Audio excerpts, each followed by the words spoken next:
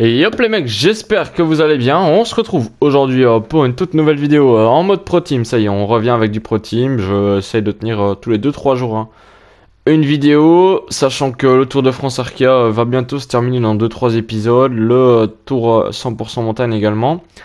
On va le terminer pendant le Tour de France, en tout cas ces deux séries. Le Pro Team et le Pro Leader vont rester bien sûr toute l'année jusqu'au prochain jeu bien évidemment. Et là vous pouvez voir qu'on simule le Paris-Nice en mode Pro Team, puisqu'on ne peut pas encore le disputer. Et c'est Stefan Kung qui s'est imposé lors de la première étape à le Dora, c'est Pascal Ackermann qui s'impose pour la Bora Hansgrohe. À Lorient, c'est Primoz Roglic qui prend possession du maillot jaune en s'imposant.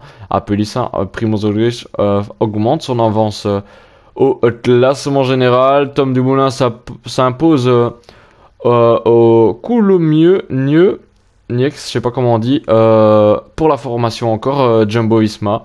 Au plateau de Coussol, c'est Jakob Fuglsang qui s'impose. Avance, c'est Primoz Roglic. Et à Nice, et encore une fois Jakob Fuglsang. On peut voir une grosse domination de l'équipe Jumbo-Visma sur ce Paris-Nice avec la victoire donc générale de Primoz Roglic qui va chercher ce classement général au niveau World Tour.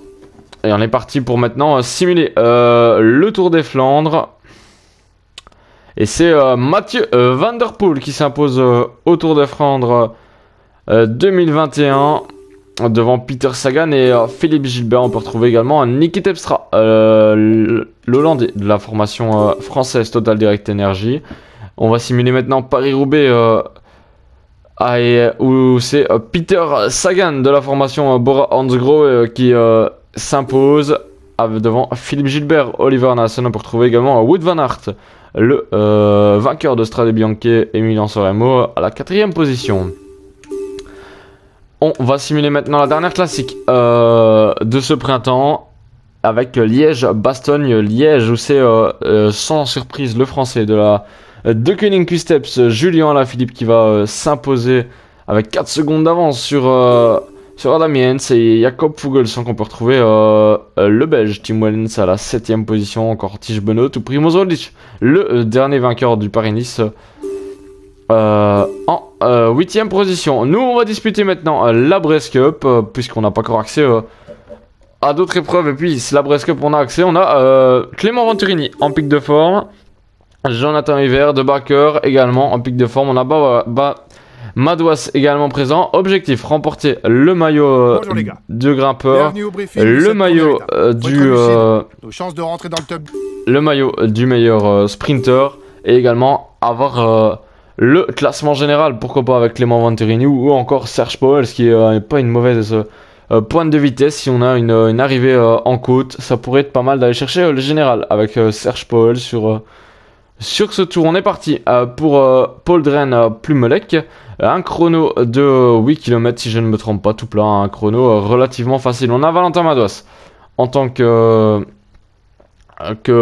leader sur ce chrono. Non, même pas, c'est pas lui qui fait le meilleur temps. Jonathan Hiver en tant que leader apparemment. Bah écoutez, on va favoriser Jonathan Hiver, Jonathan Hiver qui a quand même une belle note d'axel, de vallon. On peut le mettre en leader, Jonathan Hiver, il est en pic de forme en plus, donc on va jouer avec Jonathan Hiver. On est donc parti pour ce chrono de la première étape de la Bresse Cup avec Jonathan Hiver, le numéro 202 de la formation Team Cycling. Et on est parti avec Jonathan Hiver. Faut pas partir trop vite pour pas coincer dans la bosse finale. Mais pas trop tranquille non plus pour pas perdre de temps. Et avec Jonathan Hiver, on va faire un bon chrono, je l'espère. On est parti là, à fond. On met un très bon tempo là avec Jonathan. En pic de forme en plus, il y a moyen d'aller chercher un petit quelque chose aujourd'hui. On l'espère en tout cas. On va essayer de faire un très bon temps, 6 km 600. De l'arrivée, il n'y a pas de point intermédiaire, on le rappelle. Puisque le chrono ne fait que 8 km. Un point intermédiaire sur un chrono aussi petit n'est pas nécessaire. Et on est dans la descente là de ce contre-la-montre. Avec Jonathan Hiver qui va chercher des pointes à 75 km/h. le français qui évoluait l'année passée dans la formation Total Direct Energy, qui maintenant se retrouve chez nous à la Team Cycling. Attention dans la descente. Faudra freiner avant le virage à gauche. Et on fait un très beau chrono, je trouve. Et allez, on est reparti. Allez, t'es dans Cadoudal, encore 2 km et c'est fini. Allez, 2 km. On va les faire à fond, hein, je pense. 2 km à tenir encore pour le français Jonathan Hiver. 1 km maintenant. Allez, 1 km. On s'accroche jusqu'au bout. Allez, il faut tout donner là avec Jonathan Hiver pour essayer d'aller chercher le meilleur temps, qui est de 10 minutes 20 avec Daryl Impey. En tout cas, on fait un très bon chrono là avec Jonathan Hiver, et on va pas être loin d'aller chercher le résultat, puisqu'on va rentrer dans le top 10, je pense. Mais on va pas faire un excellent chrono quand même, on aura fait notre maximum en tout cas. Accueillez-le chaleureusement. Voici le vainqueur de l'étape du jour.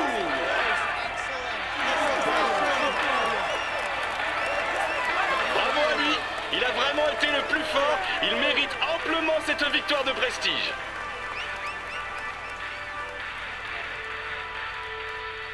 Il va monter sur le podium pour recevoir son maillot et la bise des hôtesses. Voici le maillot jaune de cette épreuve.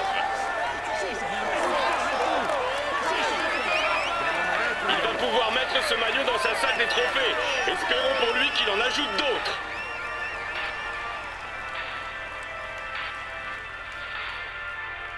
Il va monter sur le podium pour recevoir son maillot et la bise des hôtesses. Voici le maillot vert de cette épreuve. Il va pouvoir mettre ce maillot dans sa salle des trophées. Espérons pour lui qu'il en ajoute d'autres.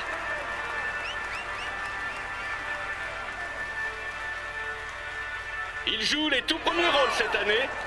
Voici le maillot blanc de cette épreuve.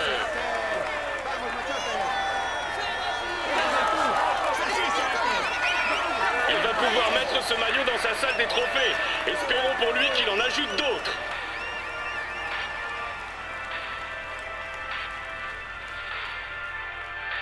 Et donc Geschke qui s'impose aujourd'hui devant Matej Moric et Richie Porte, Tony Galopin à la 4ème place. On a notre meilleur coureur, Clément Venturini, 49ème. On va faire le 57ème temps avec Jonathan Hiver. On a perdu pas mal de temps, mais je pense vraiment que Venturini et Hiver seront nos deux leaders au cours de ce tour.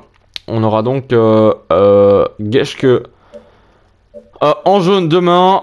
En poids, il n'y aura personne. On aura Moric en vert et on aura Pedersen en blanc qui va chercher ce classement. Au classement par équipe, on est 18ème. On est bien mis hein, pour le moment. Il faut encore prendre des points lors de ce tour. Il faudrait monter à la 15-16ème place, sachant qu'il y a le Dauphiné et le Tour de France après, qui vont nous faire perdre pas mal de place. Bienvenue à tous sur cette étape qui nous emmène en Bretagne. Le scénario devrait être des plus classiques. Les baroudeurs profiteront des côtes situées peu après le départ pour former l'échappée matinale, alors que les équipes de sprinteurs attendront sûrement la deuxième partie de l'étape pour contrôler la course et provoquer une arrivée en sprint massif. On est parti avec De Backer qui va prendre l'échappée aujourd'hui. C'est l'objectif en tout cas, parce qu'il y a un grimpeur. On va essayer d'aller chercher le maillot, de l'avoir en tout cas. Et on va essayer de prendre les deux sprints intermédiaires hein, avec lui, 70, 71, 70 et accélération et 71 sprint. Ça peut être pas mal avec De Backer. On a... Le peloton ne laissera pas partir un groupe aussi nombreux. On a un coureur de la Ineos sorti, mais c'est pas son bon nom. Et je me demande si c'est pas Stannard, je sais pas. Hein. Je sais pas, c'est pas son bon nom, on va dire Banard, mais c'est pas Banard. Je sais que c'est pas Banard, faudrait que je renomme vraiment ces coureurs. De Klerk, Siskivikus, Bodnar également sorti derrière. Et on va prendre la roue du coureur de la Ineos pour essayer de sortir à deux. On est quand même assez loin en général après ce contre-la-montre. Et on va donc essayer d'aller d'aller en échapper. Donc à 2 si c'est possible. À 4 ça serait peut-être mieux pour aller plus loin, mais à 2 ça serait déjà pas mal. En tout cas on va prendre des gros relais là avec 2 backers. 35 secondes d'avance sur le peloton. Et Taco Van Der Horn qui est sorti derrière pour c'est la Jumbo je crois, je sais pas. Et on va faire passer Banard qui roule pas. Banard qui roule, ok. Il m'a fait une feinte de resserrer ses chaussures, il en a mis une.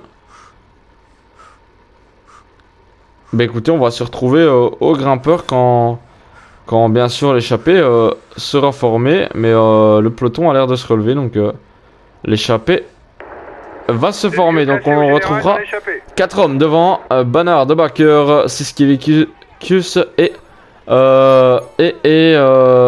Bodnar pour cette deuxième étape. Alors que ça ressort avec Ilio Case derrière, mais c'est trop tard, hein. Le peloton va le reprendre et l'échappée va partir, c'est certain.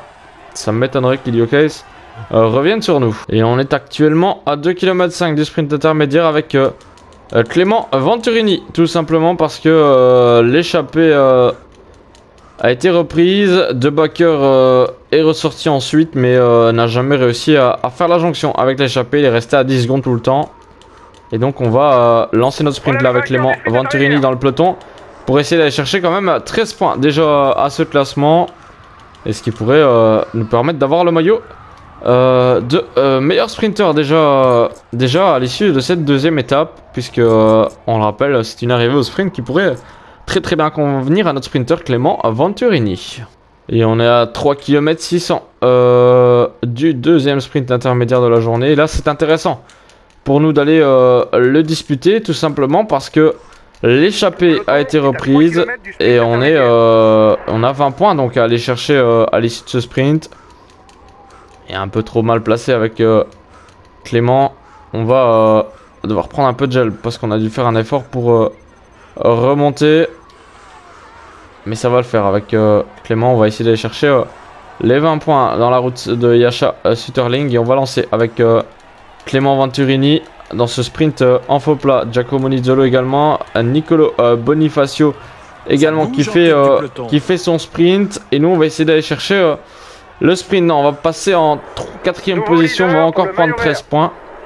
Et c'est Giacomo Nizzolo qui devient le leader du classement des meilleurs des sprinters du maillot vert. Donc on verra comment ça se passera le sprint final, mais on devrait être bien placé avec notre équipe. Et à 9 km de l'arrivée, on se retrouve pour vivre le final de cette étape ensemble. Pendant le sprint, essaie de rester dans les et on est très bien placé alors que Ramon Silkedam est distancé lui à près de 5 minutes déjà.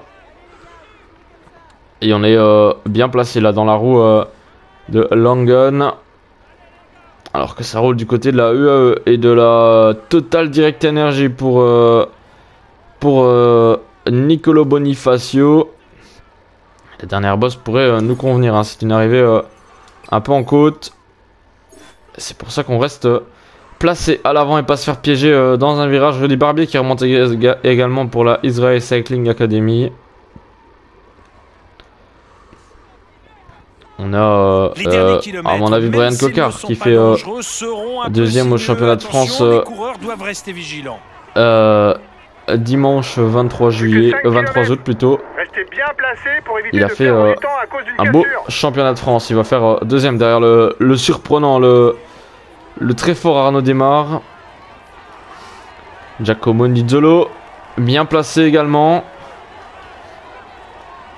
Boissonhagen qui va lancer. On a deux backers présents pour nous. Richiese également. Encore 2 virages à droite et le sprint pourrait être lancé. Et 2 km 300 de l'arrivée. Deux backers qui vient nous placer. Il est arrivé en légère montée, hein. Ça pourrait convenir à Clément Venturini. On a deux backers qui nous placent. On est lancé par deux backers et on va lancer notre effort nous. 1 km de l'arrivée en faux plat montant. J'espère que ça va le faire avec Clément Venturini. On va remonter ici sur la gauche Daryl Impey, je l'espère. Et oui, on va aller chercher la victoire aujourd'hui et on va s'imposer tout simplement aujourd'hui sur cette deuxième étape de la Breeze Cup avec Clément Venturini. Accueillez-le chaleureusement. Voici le vainqueur de l'étape du jour.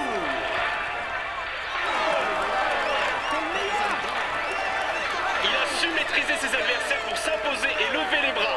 Félicitations à lui pour cette performance de haut vol. Il va monter sur le podium pour recevoir son maillot et la bise des hôtesses. Voici le maillot jaune de cette épreuve. Espérons que pour lui la suite se passe aussi bien, mais pour l'instant, il peut savourer.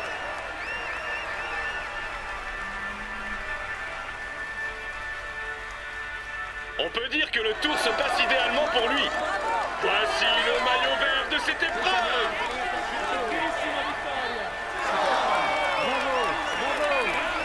Espérons que pour lui la suite se passe aussi bien, mais pour l'instant, il peut savourer.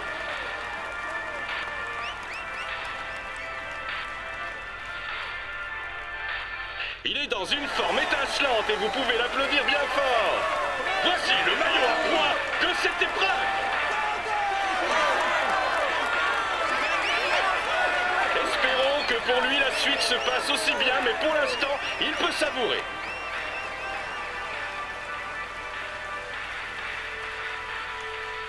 Il est en tête du classement et il va recevoir les honneurs du protocole. Voici le maillot blanc de cette épreuve. C'est un moment qu'il ne devrait pas oublier et qui marque sa carrière. Allez, on applaudit encore.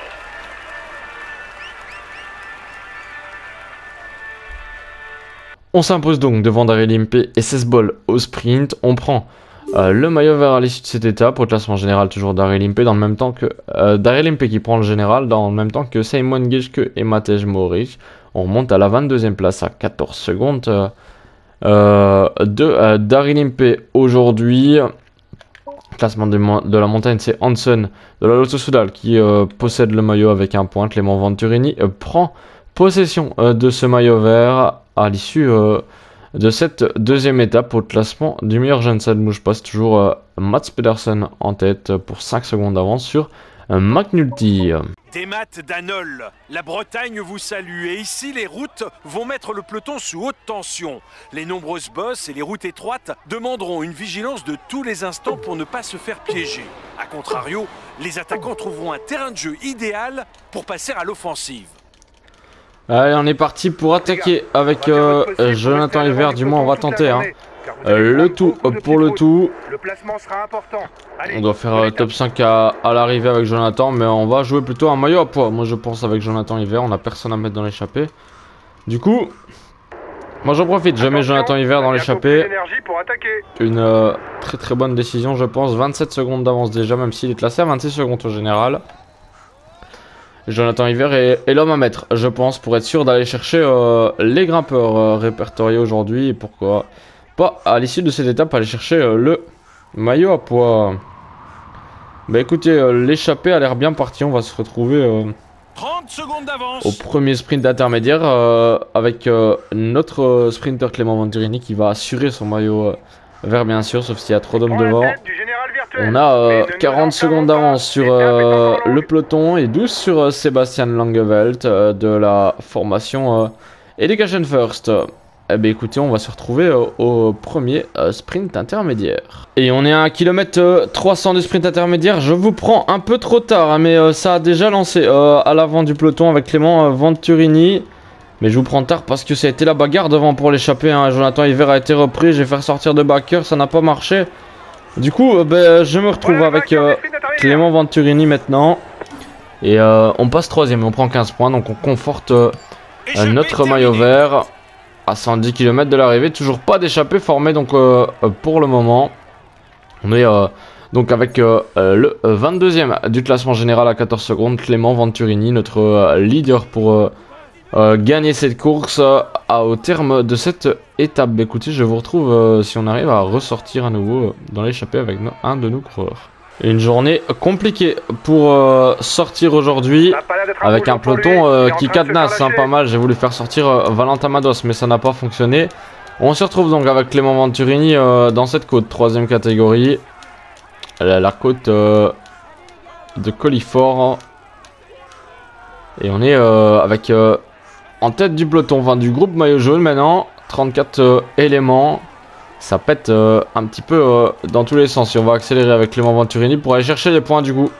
On va se servir d'un sprinter puncher pour aller chercher les quelques points au sommet. Et on va prendre virtuellement le maillot à poids à l'issue de ce grimpeur avec Clément Venturini. De la du deuxième grimpeur répertorié aujourd'hui, un peloton qui ne roule plus. On 111 unités, à croire qu'ils attendent les hommes derrière. Mais moi, ça ne me plaît pas trop. Du coup, on va mettre à rouler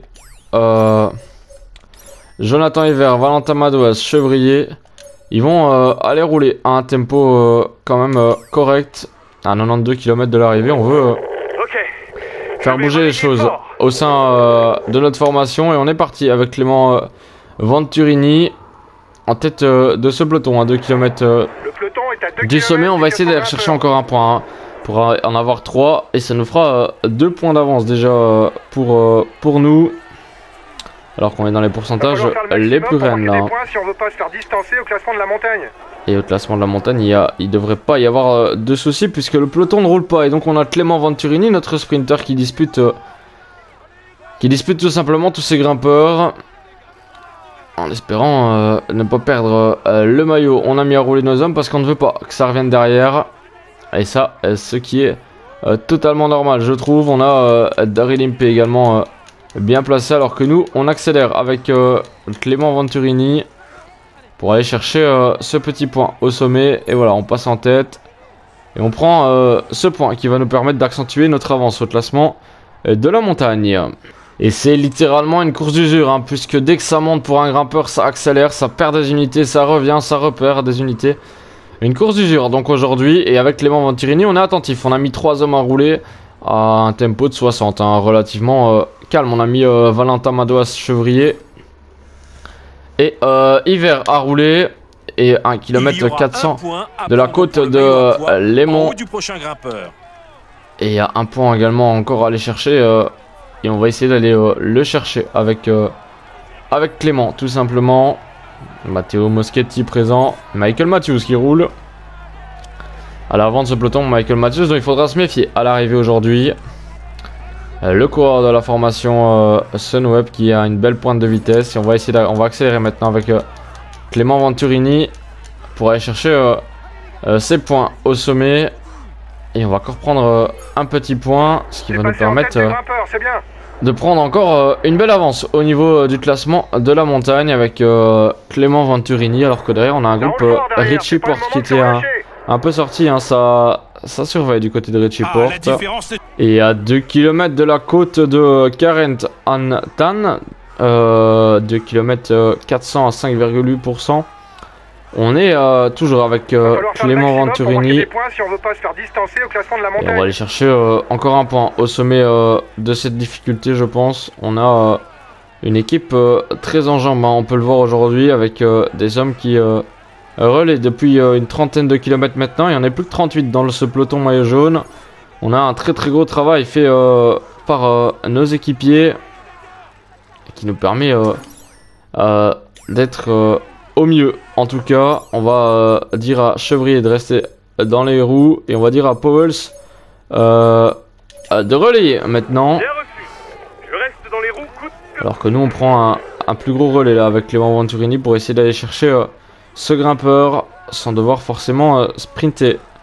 Un tige Benoît également placé, Madois. On va accélérer quand même un tout petit peu pour être sûr.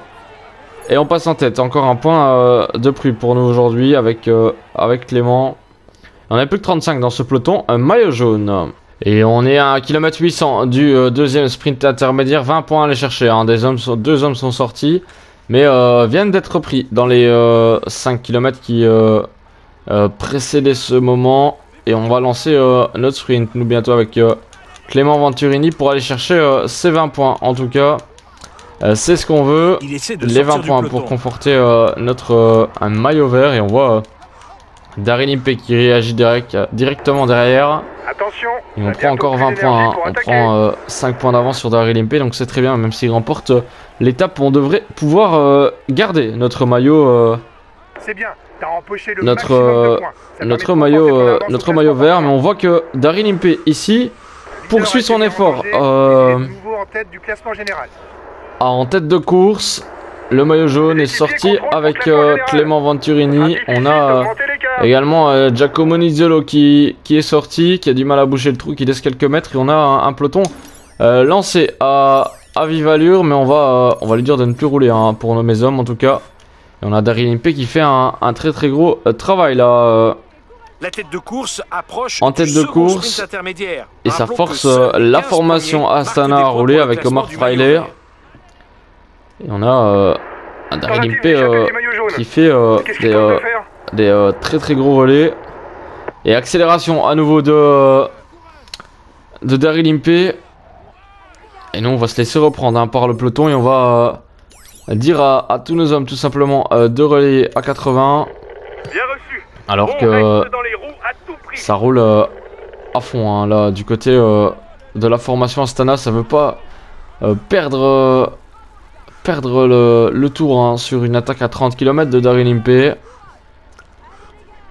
Et on va arriver directement dans la prochaine difficulté, donc on va rester ensemble. Décidément une étape relativement animée grâce à Daryl Impey et autres attaquants. On peut voir la portion pavée maintenant. On va accélérer un petit peu avec Venturini pour se replacer. Le petit secteur pavé qui a fait mal à peut-être à certains grimpeurs. Et Daryl Impey qui poursuit son effort sur le replat. On est bien placé, hein, à l'avant de ce peloton. Avec Tish Benoît également. Jonathan Hiver. Et on a 600 mètres du sommet. Et ça accélère avec Ivan Garcia Cortina. Wilco Kelderman également. On va y aller nous avec Clément Venturini. On en met une petite avec Clément. Pour forcer Kelderman à rouler. Et ça casse, hein, ça casse. On a un groupe Benoît de 25. Et on va prendre 2 points avec Venturini. On augmente notre avance, où on conserve notre maillot en tout cas pour le moment. Et on a une belle petite avance, mais on va attendre le groupe puisque derrière on a pas mal d'hommes pour rouler. On relaye. Et on va se relever pour récupérer avec Venturini. Un équipier vient de se faire lâcher. Et Powell, c'est fini. J'ai Hiver et Madoise derrière. Encore 2 hommes pour rouler. On a une étape très très animé, hein, comparé au Pro Leader où on l'avait pas réussi à faire grand chose. Cette étape elle est très animée en tout cas. Et on va attendre, hein, le groupe maillot jaune bien sûr. Nous ce qui nous intéresse c'est la victoire au sprint, hein, en rouler comme ça alors qu'il nous reste encore une bosse répertoriée, une autre pas répertoriée et l'arrivée en côte. Ça nous sert à rien, on va se remettre dans les roues. On va mettre nos hommes à rouler. Non, on va même faire on va mettre nos hommes à rouler, ça va être très très bien comme ça. En espérant que le groupe Powell puisse rentrer. Ils sont à 2 derrière, hein. Ils sont à 2. On va faire rouler Chevrier derrière. Pour ramener Powell. Ainsi on aura Powell pour rouler. Et mes hommes ne veulent pas rouler, on va les mettre à 90 donc. Ok, je vais relayer fort. Allez les mecs, il faut rouler, vous êtes que 2. Mais je veux que ça roule au niveau de l'équipe. Je veux une victoire aujourd'hui. Encore une fois, 2 victoires d'étape, ça serait pas mal sur ce tour. Un bilan très positif que ça ferait donc. Alors que derrière on voit le groupe Powell à 12. On va dire à Chevrier d'arrêter de rouler, de rester dans les roues, hein, au cas où il en aurait besoin. On va relayer fort. On a donc 2 hommes devant pour rouler, Hiver et Madouas. Et on est plus que 25 déjà dans ce peloton maillot jaune. À 37, le groupe de 12 est revenu. On récupère donc Powell qui peut venir rouler. Chevrier qui prend son gel et qui peut venir rouler également. Ça marche, je me ravitaille. On peut retrouver une équipe solide là, au niveau... autour plutôt de Clément Venturini. Bah écoutez, c'était pas prévu mais 15 km de l'arrivée, on va les faire ensemble hein, ces 15 km. C'est très très bien, on a Valentin Madouas qui fait un très bon tempo, on est en train de faire une course, j'ai envie de dire, parfaite. C'est le dernier classement de la montagne. C'est vraiment super pour notre formation. 36 hommes dans le groupe maillot jaune. C'est l'occasion de passer à l'offensive pour ceux qui n'attendront pas la côte finale. Et on va récupérer, mais on va surtout mettre tous nos hommes à rouler à 100. Il vous reste 2 km avant d'arriver au grimpeur. 2 km, on met un gros tempo déjà dès le pied. Avec Jonathan Hiver. Ok, je vais relayer fort. Et ça va être l'occasion pour nous maintenant de tout faire péter avec un tempo 110. On met un gros tempo là, avec nos hommes dans des pentes à 10%. Il essaie de sortir du L'objectif c'est de tout faire casser. Il prend la tête du classement général virtuel. Et on y va là, avec Jonathan Hiver qui fait l'effort. Nous on va faire un effort en plus pour essayer d'aller chercher les points. On va passer en tête. Non, c'est Jonathan Hiver qui passe en tête, c'est pas grave. Et on va faire forcer nos hommes maintenant. Relais à 100. On se relève pas les mecs hein. On y va. On va prendre le gel bleu pour tout le monde. À 10 km de l'arrivée. On est en train de faire une belle course là. On essaie de faire un écrémage en tout cas. On a perdu quelques unités encore. Et on va pas se laisser faire en tout cas. Ça va être compliqué pour eux, surtout avec la bosse d'arrivée. Et on a un beau petit groupe là qui est sorti à 4. Dont 2 équipiers. C'est pas trop mal pour moi. Marc Riley qui a fait la jonction. Peloton maillot jaune pointé à 10 secondes. Vous allez avoir du mal à aller au bout, surtout avec la dernière montée. Et ça roule vraiment pas mal du côté de notre formation. Rouler, gars, car c'est un danger pour le général. Allez, on fait la descente en mode aéro avec Venturini. Il roule car c'est un danger pour le général.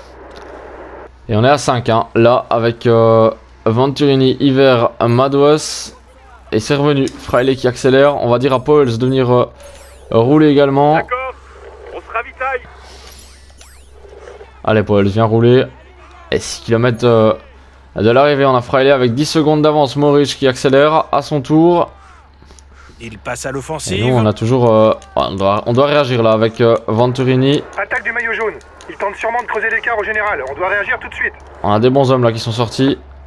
Avec Moritz et Fraile. On va essayer d'aller chercher le roue. Même si ça va pas être le plus simple. Un groupe est en tête de la course. Réussiront-ils? Allez, on va prendre le gel bleu là pour nous.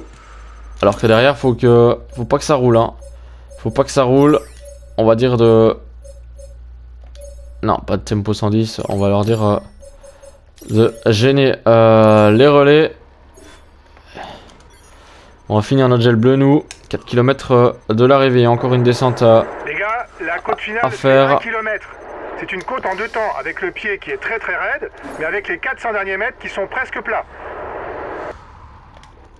Allez, aérodynamisme pour récupérer quand même du rouge. Attention, il attaque. Et 10 secondes derrière, on a le groupe Benoît. Hein. On a très très beau groupe là. On va prendre du gel. On a pris quelques mètres dans le virage avec Venturini. 1 km 600 de l'arrivée. T'as 30 secondes sur le peloton. Et ça sent bon là. Ça sent très bon même. Avec Clément Venturini. On est dans les pourcentages les plus raides. Et on va accélérer avec Venturini. On va pas perdre de temps. On va essayer d'aller chercher cette victoire d'étape avec Venturini. Comme on l'avait prédit lors du début de la vidéo. Et c'est une victoire donc de Clément Venturini ici à Strang-Vian. On est leader virtuel. Allez, et on devrait remporter ce tour grâce à cette victoire d'étape et les secondes qu'on a pris de bonification et l'écart qu'on a mis bien sûr à Daryl Impey. De monter sur le podium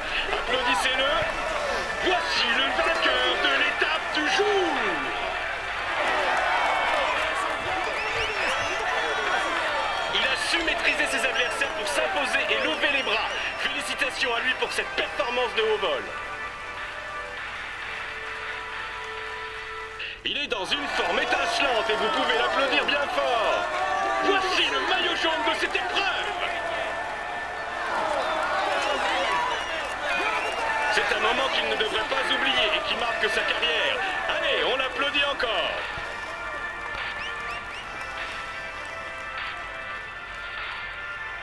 Il est en tête du classement et il va recevoir les honneurs du protocole. Voici le maillot vert de cette épreuve. Espérons que pour lui la suite se passe aussi bien, mais pour l'instant, il peut savourer.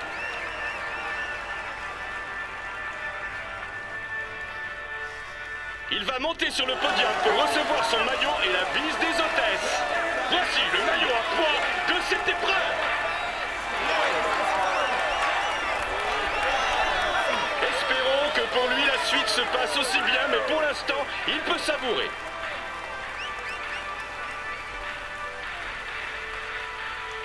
On peut dire que le tour se passe idéalement pour lui. Voici le maillot blanc de cette épreuve.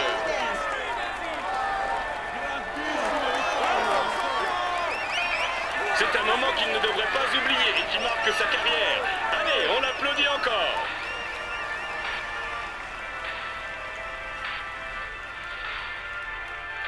Clément Venturini donc qui s'impose sur cette troisième et dernière étape de la Breast Cup devant Matej Moric et Omar Fraile, le trio qui était parti à 4 km de l'arrivée. Au classement général, on s'impose donc avec Clément Venturini devant Matej Moric pour 5 secondes et 18 secondes sur Tony Galopin.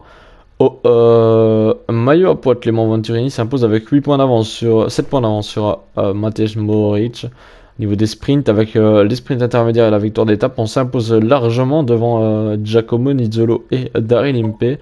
Et Valentin Madouas, lui, va chercher le maillot blanc de meilleur jeune à Mats Pedersen et il le remporte pour 19 secondes sur Evan Garcia Cortina et 3 minutes 20 sur le champion du monde Mats Pedersen. On remonte donc à la 13e place au classement par équipe. On aura le Dauphiné, le Tour de France à simuler, le retour également. On aura l'Open Tour à jouer, les championnats du monde, on ne sait pas, ça dépend de notre équipe. Pour le moment, on est 13e au classement par équipe, c'est une très très bonne nouvelle. On pourrait déjà débloquer pas mal de courses l'année prochaine avec un top 15. J'espère qu'on pourra le réaliser. Ben écoutez, je vous dis à la prochaine pour une nouvelle vidéo. D'ici là, portez-vous bien. Allez, ciao ciao.